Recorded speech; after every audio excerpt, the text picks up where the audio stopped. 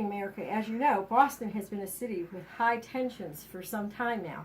You might think after the French and Indian War that things would settle down. That isn't the way Bostonians see it. We go now to our reporter in Boston, Shiann. Go ahead. With Britain trying to pay off the war debt, the colonists think they are being overtaxed for it. When Britain thinks the presence of soldiers will show strength in the colonists and stop Indians from attacking the city and surrounding areas. The people of Boston see the soldiers as a threat to their peace and quiet.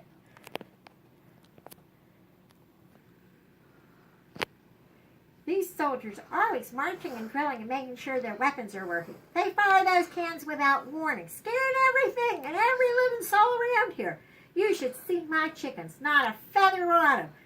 Pecked to death because of those soldiers firing that cannon. And poor Nellie, that's our cow. She hasn't been able to give me milk in I don't know how long. Yeah, and that quartering act, I tell you, it's a crime. That's what that is. Bad enough that they march up and down the streets with their muskets and their uniforms on. Now, it's up to us to keep them soldiers fed, clothed, and sheltered.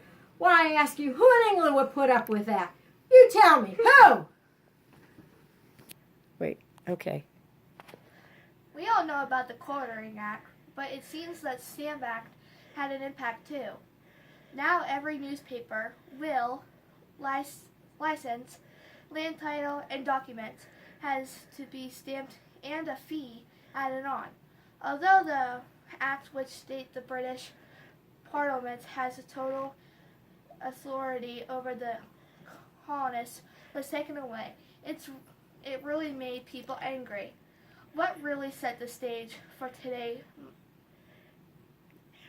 massacre is the writs of assessments. Okay, go. I'll tell you about those writs. Why, it's Manning. Soldiers coming into my house that I built with these two hands, and searched through it in the dead of night. No warning, no nothing. They just came walking in.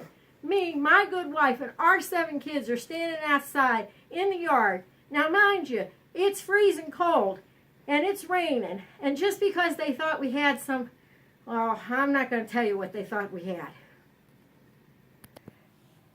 As you can see, feelings are running high here. Early this evening, citizens were boycotting and protesting as usual. When the shootings were happening, 5 people have already died. Christmas attack, Samuel Gray and James Caldwell all died the same scene. Samuel McFarbrick and Patrick Carr died later in their homes. We have Brianna Jameson as an eyewitness. Tell us what happened. It's awful, just awful. I know these people. These are good people. We're just tired of all these taxes and the soldiers being around everywhere. Every day and every day. Why don't they just go back to England where they belong and just leave us alone? That's all we're asking. Imagine being shot because there were some sticks and stones thrown and a few snowballs. This is ridiculous. What is being called the Bloody Massacre on King Street is quietly sweeping the city. People are outraged about this.